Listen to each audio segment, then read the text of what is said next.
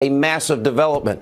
We'll have all of that breaking news tonight. Also, the House Oversight Committee Chairman Trey Gowdy, he wants answers over new evidence of possible DOJ, FBI collusion in the corrupt Clinton email case. That's huge news. Also, the very pompous, arrogant, fame-seeking James Comey, he can't get enough of himself. His media blitz is in full swing, and it's not going well for him. We'll explain in tonight's breaking news opening monologue. All right, we start tonight with President Trump shooting down wild liberal media speculation, as always, that he is going to fire the special counsel Robert Mueller and Rod Rosenstein. During the press conference, this is what the president had to say.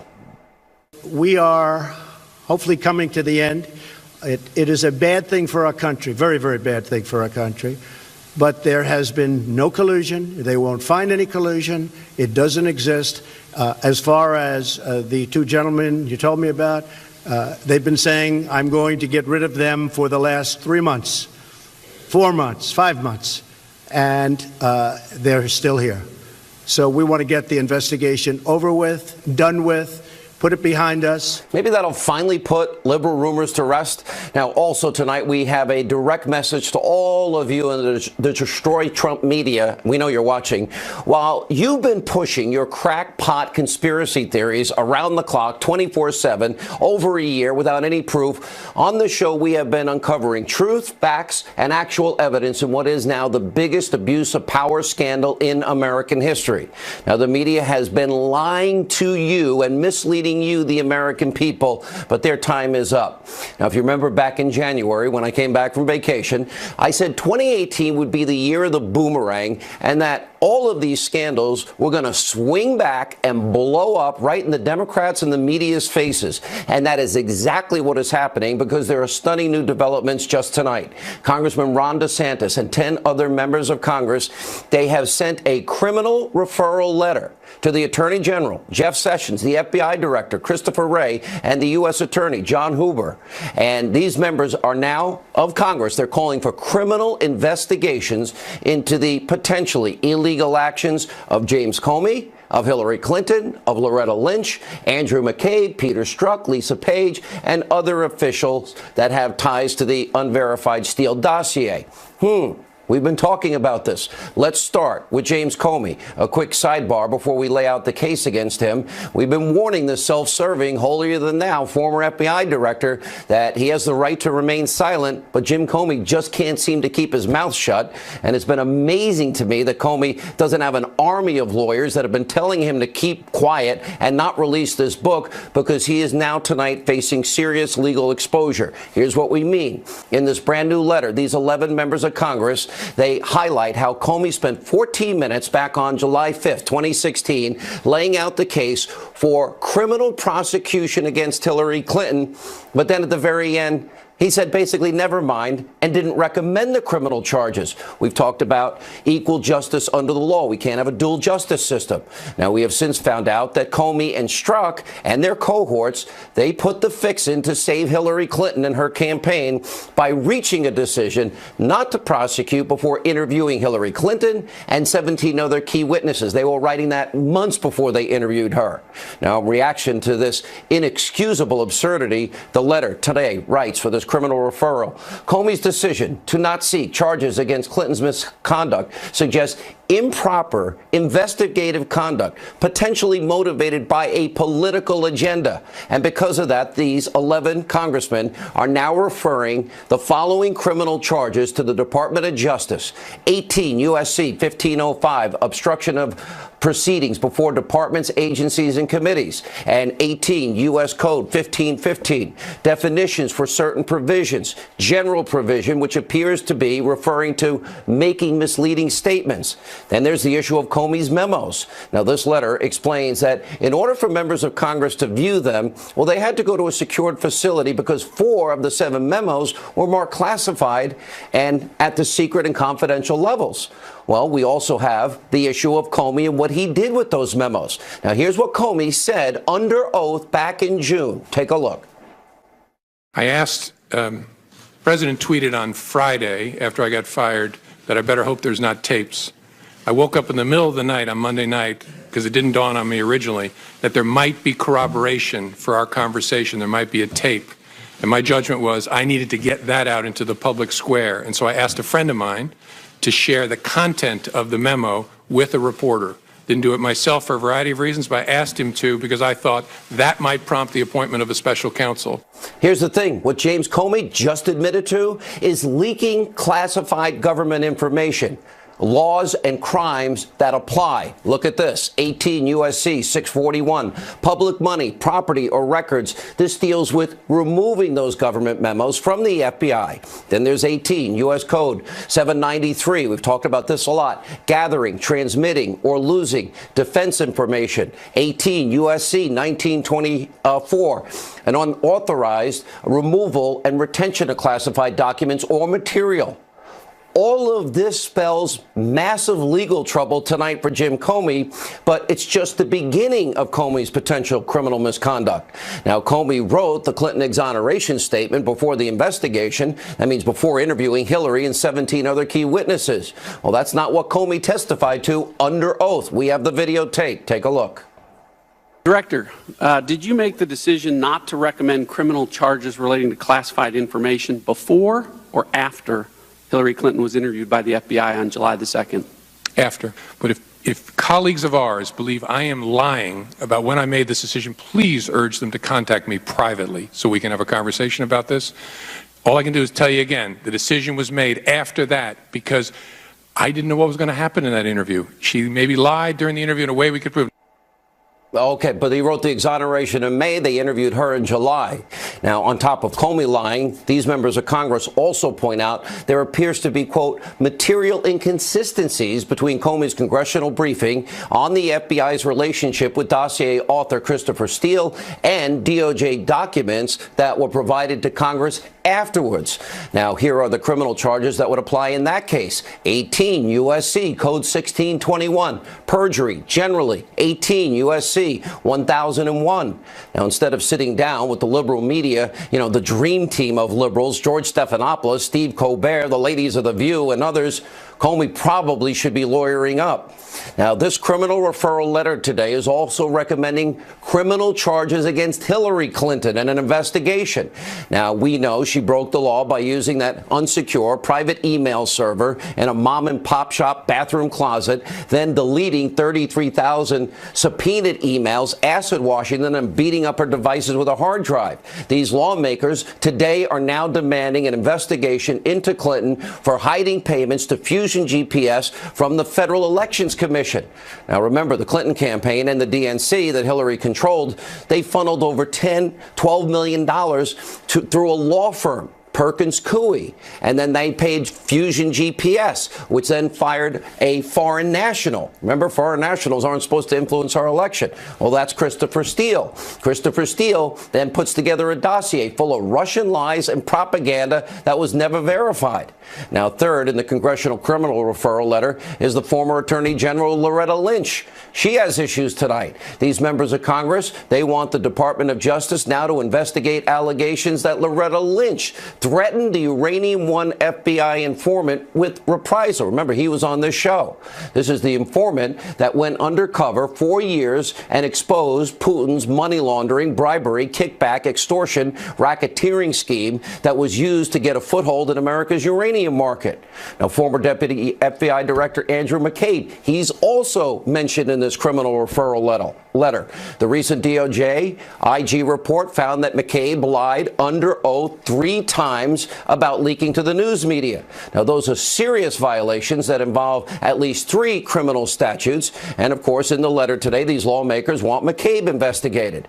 Then on top of that, we have the Trump-hating FBI lovebirds, Peter Strzok and Lisa Page. They're also being referred for possible criminal charges tonight.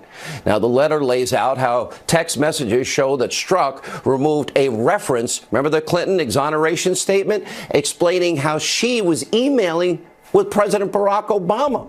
They withdrew it. They took it out. They wiped it out, which means that Obama knew about the server all along. They changed it to a government official. Sure, that's what we'll call President Obama, a government official.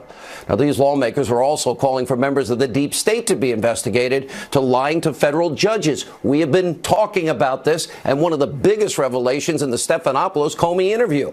In other words, the unverified, uncorroborated, Clinton bought and paid for, phony Russian propaganda dossier. They used that in order to get a warrant to spy on an American, a Trump campaign associate, in the lead up to an election. That's lying to a judge. And they never told the judge she paid for it either. Now, these are all major developments tonight, and all these bad actors that we have now been exposing for over a year, unpeeling that onion day by day, well, now today, criminal referrals have been made to the Department of Justice. Finally, the big question tonight is, what will the Attorney General Jeff Sessions do tonight? Will he defend the rule of law, the Constitution, equal application of the law, equal justice under the law? Now, that big story, by the way, is only one of our breaking news stories tonight. The House Oversight Committee Chairman, Trey Gowdy, he's asking the DOJ and the FBI and the Inspector General to look into issues that are raised by Congressman Mark Meadows in North Carolina about possible DOJ FBI collusion over James Comey's June 2016 statement and the larger Clinton email investigation. Now, Congressman Meadows is rightly saying that he has uncovered new emails and text messages that prove this coordination. Unbelievable. We need to get to the bottom of all this.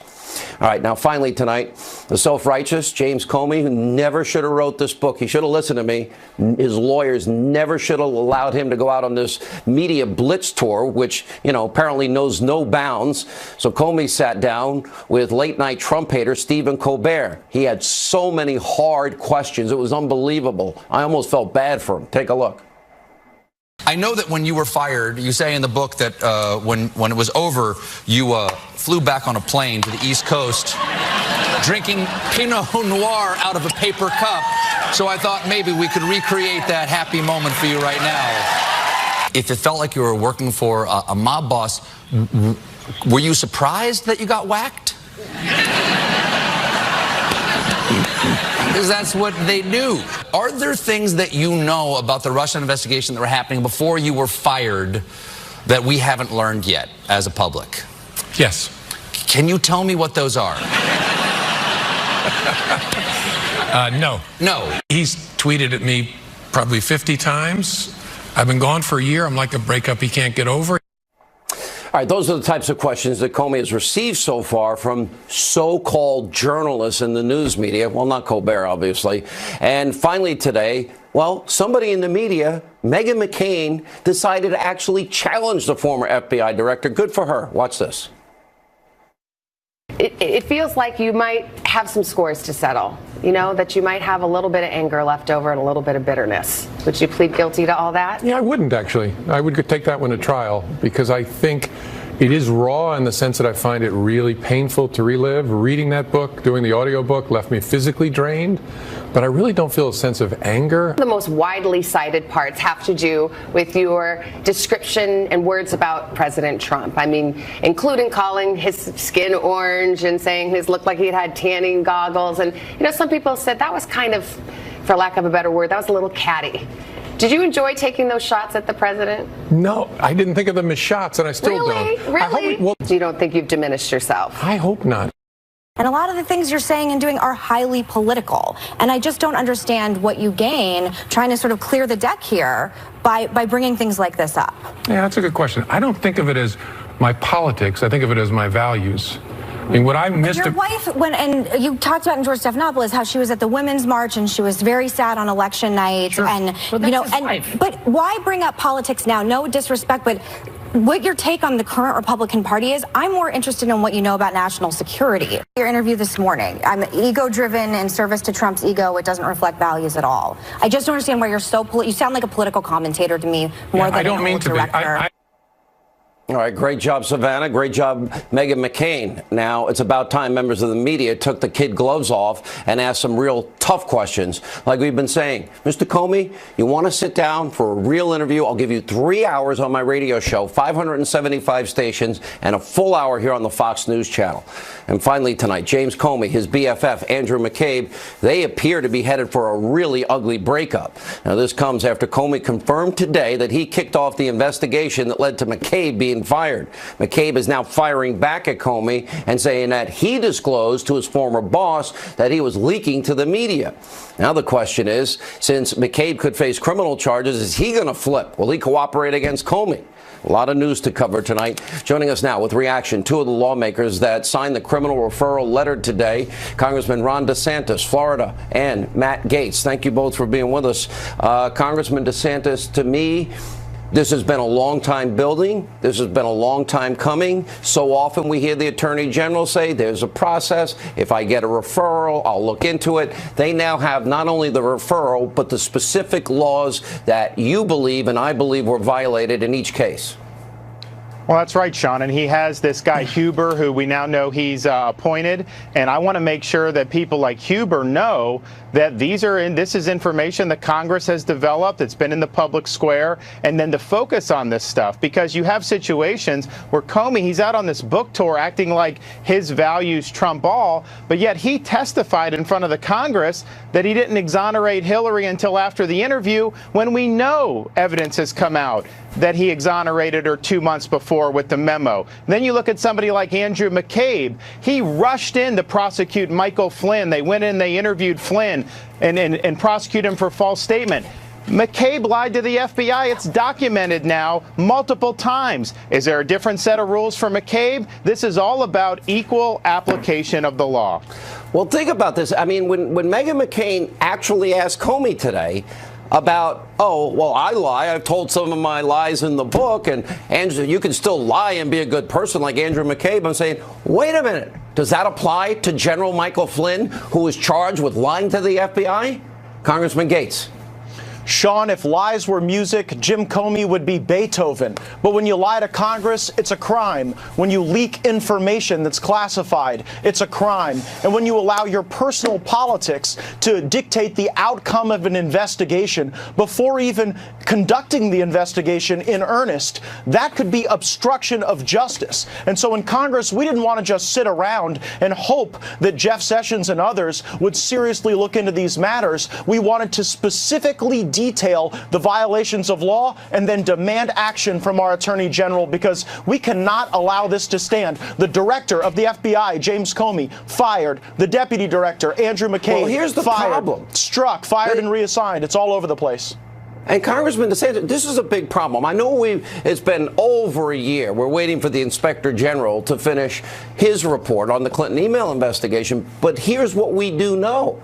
He doesn't have prosecutorial powers. Now, I understand that the Attorney General put this other person in place, and supposedly they can work in conjunction with each other. Is that going to get the job done? Here are the facts as we know them. Clinton violated 18 U.S.C. 793, mishandling classified information, top secret special access programming information. She deleted 33,000 emails. She acid washed her hard drive with bleach bits. She beat the crap out of her devices or had an aide do it so that there's no record of it. Is that not obstruction of justice? Is that not a violation of law? I mean, it's a simple yes or no here. That's why it's so frustrating. Comey says that because Trump supposedly said to Comey, man, I hope you can find it to let Flynn go, that is a potential obstruction of justice. But yet when he was FBI director, he didn't pursue any obstruction of justice for bleach bidding emails that were under a congressional subpoena. Those were the critical emails in the Hillary Clinton investigation. And yet Jim Comey didn't pursue that. So how could you be so zealous with everyone associated with Trump's campaign, but then bend over backwards time and time again to not go after obstruction or not go after Hillary?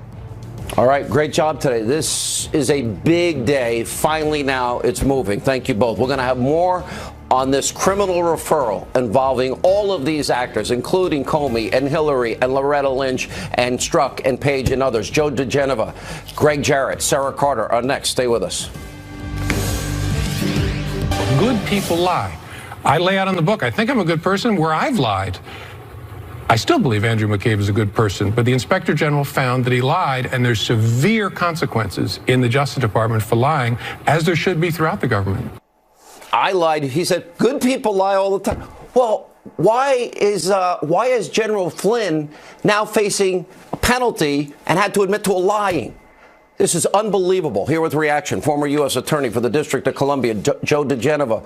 Oh, wait a minute. Full disclosure for all of you in the liberal media. Joe has done legal work for me in the past. He's one of the best lawyers out there. Also with us, Fox News contributor Sarah Carter. She has done no legal work for me ever. And Fox News legal analyst Greg Jarrett. I have not had any legal work done with him either. But I've had dinner with Greg and Sarah. I've had dinner, and I think I paid. All right. Now that yes, you did. All the caveats are out of the way. All right, but Joe, this is serious. You know, Michael Flynn's life has been on hold for a year now, and you have Comey now daring to admit he lied. Oh, good people lie all the time. Really? Well, can we say that General Flynn's a good person? Because I think a guy that served his country 35 years is a good person. Well, the bottom line is quite simple. There is a double standard of justice in the United States. There was one standard of justice for Hillary Clinton, and that was propounded by the Obama Justice Department and FBI, headed by James Comey. And then there was another standard of justice for the Trump campaign and Flynn and everybody else. And the bottom line was this. The president is being framed. General Flynn was framed. And no matter what Mr. Comey says, the lying that he started has not ended, and it continues to this day. He is destroying himself and the institution of the FBI. And believe me, everybody in that FBI building right now is embarrassed from head to toe. Everyone I know in the FBI. And I keep saying, guys, the America knows it's not you. They know it's not the rank and file, which is very important.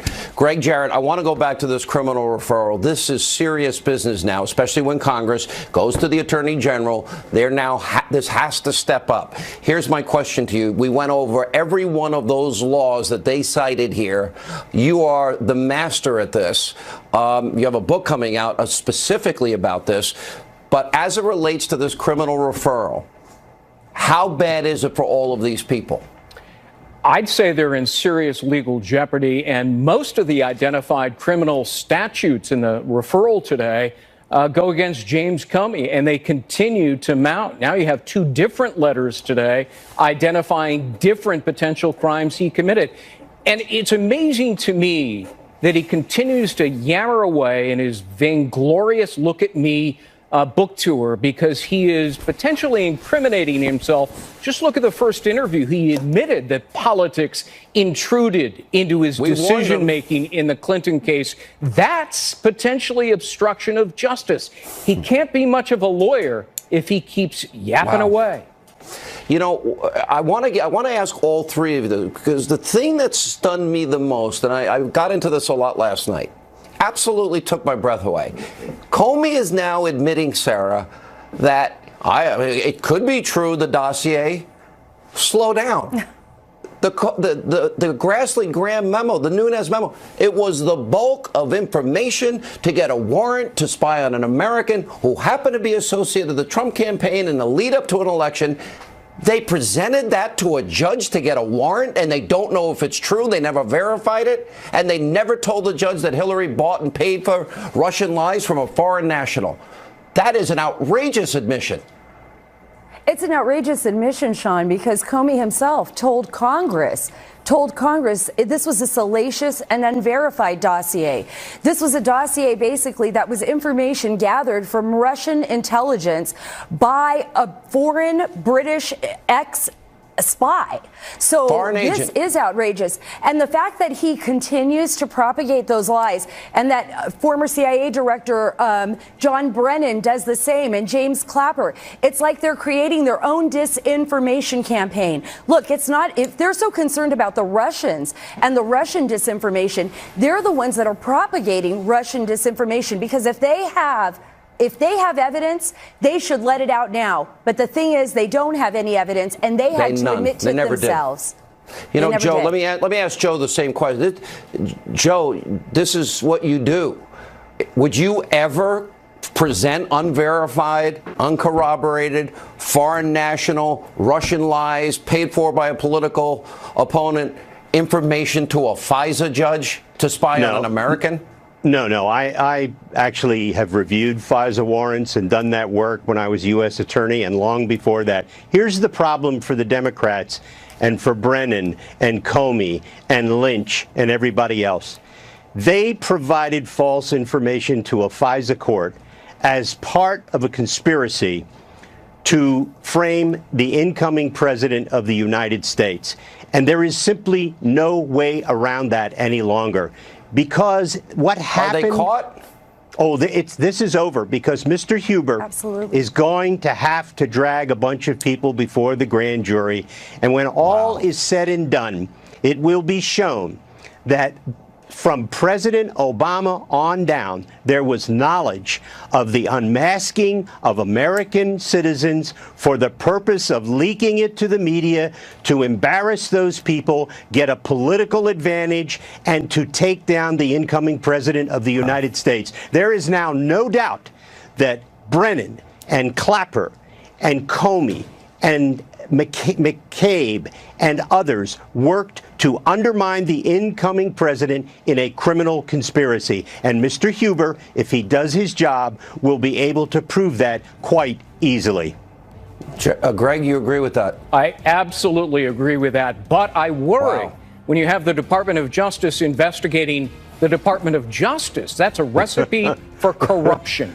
You got it. I want to give a shout out to all of you. And Sarah Carter, it was March 8th of last year. You and John Solomon broke the story about the FISA warrant. It has taken a year to get where we are today.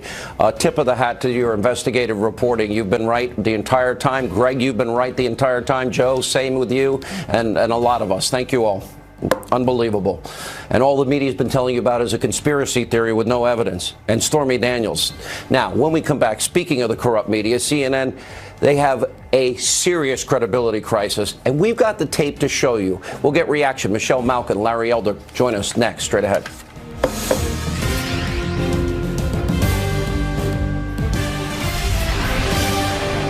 All right, so fake news, CNN has really hit rock bottom. Now, we showed you last night how the network has now been obsessing over the ridiculous, quote, 2 hookers urinating in a bed story that, by the way, has never been proven and is not true, contained in the anti-Trump Hillary bought and paid for dossier. They never seem to mention that part. In case you miss it, take a look.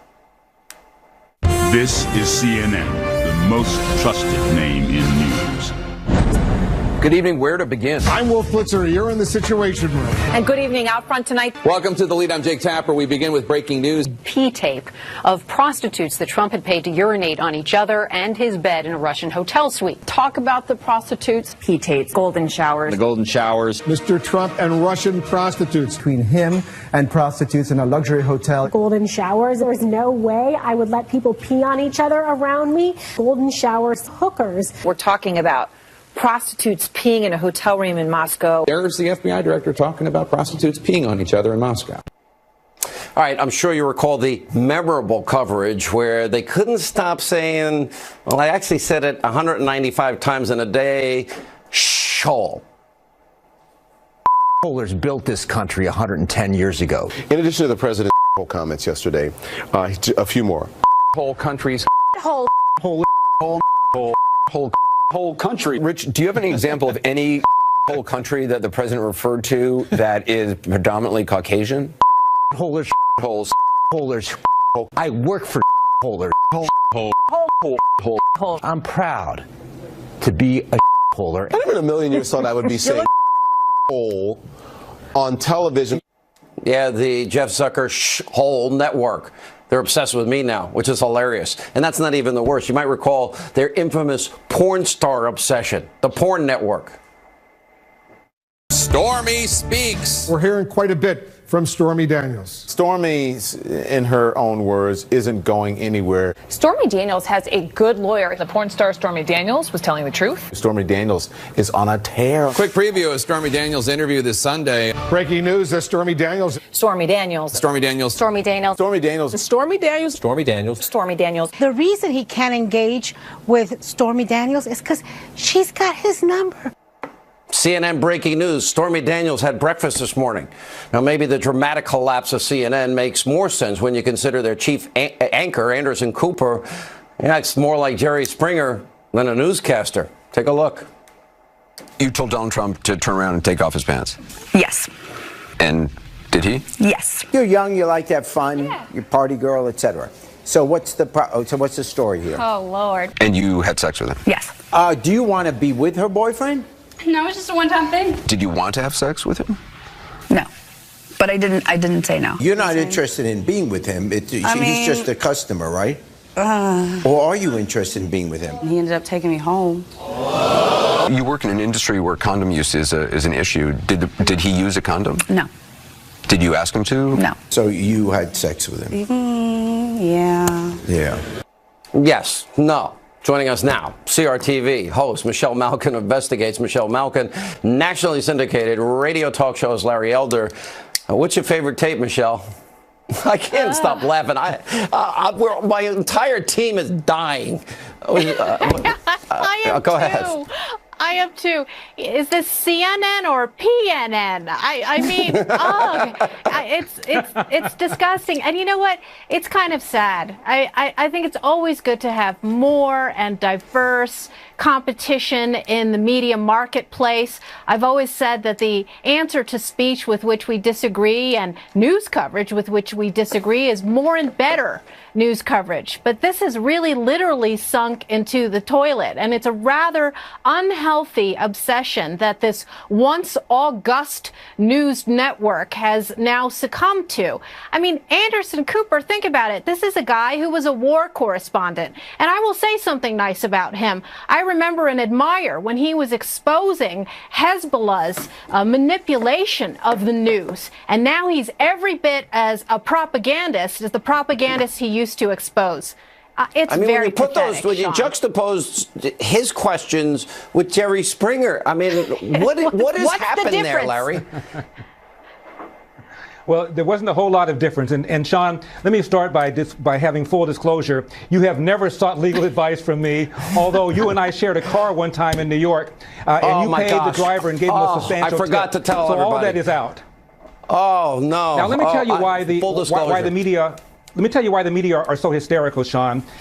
They, of course, despise Trump. They dislike Republicans in general. But the reason this is the whole level of hostility is because they know that they were part of why Trump won. They gave him all that free publicity, having no blooming idea he was going to win. They treated him as a joke and helped him pick off his rivals one after another. They feel guilty. They feel responsible. So now they're going after him with a vengeance. That's why the coverage has been so nasty. Yeah. Michelle, where does this end for them? Because look at the criminal referrals tonight. This is serious stuff now. Look at that they've been wrong on Russia, and that now it's become Stormy Daniels. It's so ridiculous you can't even make it up. But they have egg on their face because they've lied to the American people. They've hyped and hyperventilated for over a year with nothing. Yeah, where does it go? Well, it's sewage. And there's a reason why they are in last place when it comes to the TV ratings, because they are no longer a credible journalism organization. Why do you think they've ratcheted up the attacks on you? I loved the tape, the montage that you showed the other night. Hannity, Hannity, Hannity, Hannity, Hannity. I mean, it sounds like an opera almost, right? And it is Wagnerian if you think about it, what's happening to them. Look, the existence of bias has never been a problem with me, and you and I and Larry have always been very upfront about what our ideological principles and views are, where we stand during election cycles. It is the pretense of objectivity, and that is the problem with CNN. There they are on their high horses, pretending to tell everybody else what qualifies as news and what qualifies as journalism. Journalism is an act. My friend James O'Keefe always says it. Our friend James O'Keefe always says says journalism is an act. It is not an identity. And what threatens the mainstream media the most is that anybody can do it. Citizens can do it. Talk show hosts can do it. Ordinary bloggers can do it. And they can do it better than them. And Larry, you get to do it. I get to do it. Michelle gets to do it. And it's changed the whole landscape. It has. And Sean, talk about full disclosure. Does Jake Tapper tell people that he used to be a press secretary for a Democrat during her campaign, and then when she won, he worked for her as a press secretary? Did Chuck Todd tell people that he worked for the presidential campaign of Tom Harkin, probably one of the most left-wing guys ever to run for president? Did George Clinton? I've got a big investigative report. He was a top aide to Bill Clinton, and he went on television and maligned Jennifer Flowers. Was that disclosed before the Comey interview? Of course not. These guys have conflicts of interest up the yin-yang, but we never hear about that. Up the yin-yang. And by the way, I would hire Larry and Michelle any day. Yin-yang, okay. I think you just made a Mediaite headline. Great job, both of you. We appreciate it. All right. Huge news tonight. Upcoming developments on the meeting between the president and North Korean dictator Kim Jong-un about denuclearization in the Korean Peninsula. Wait till you hear this.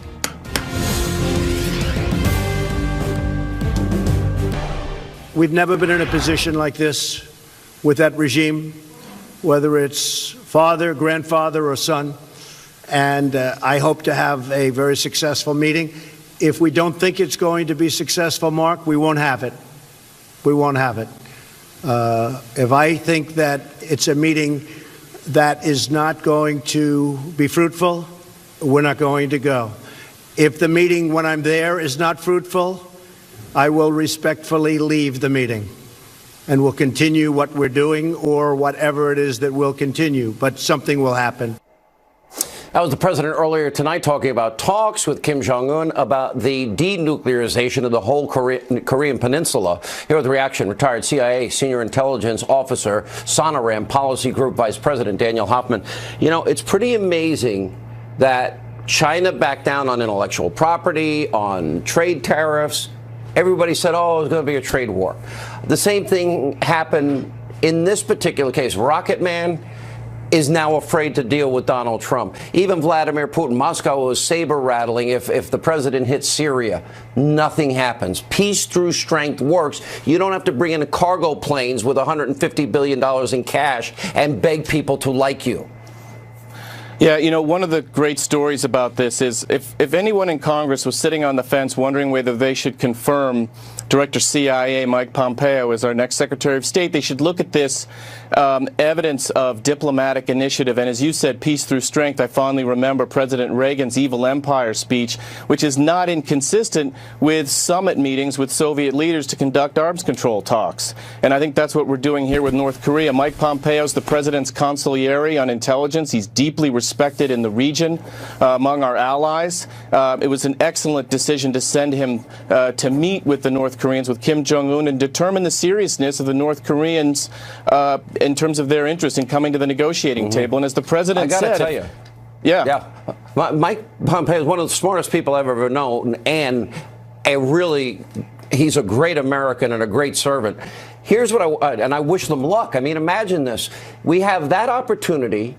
The president has put out an olive branch to Putin, and you know, why are you hanging out with this dictator, President Assad? And also look at the alliance with the Saudis, the Egyptians, the Jordanians, the Israelis, the Emirates now. There's a huge shift going on where perhaps a historic world peace can take place. Yeah, and I will tell you, I'm going to reflect my own background here, but every one of those relationships has a significant intelligence angle to them. And in order to manage those relationships and the challenges we face, I think it really helps to have someone like Mike Pompeo with his experience leading our diplomatic effort. I think that shows a great deal of judgment on the part of the president. Amazing that they set this up just like the coalition. Nobody knew that Britain and France were going to join us in Syria. He did it behind the scenes. Any advice you give the president the last 15 seconds? No, I just think the president's on the right approach. We're going to determine whether North Koreans are serious. If they're not, we're going to continue to hit them with the sanctions and more. All right, sir. Thank you for being with us.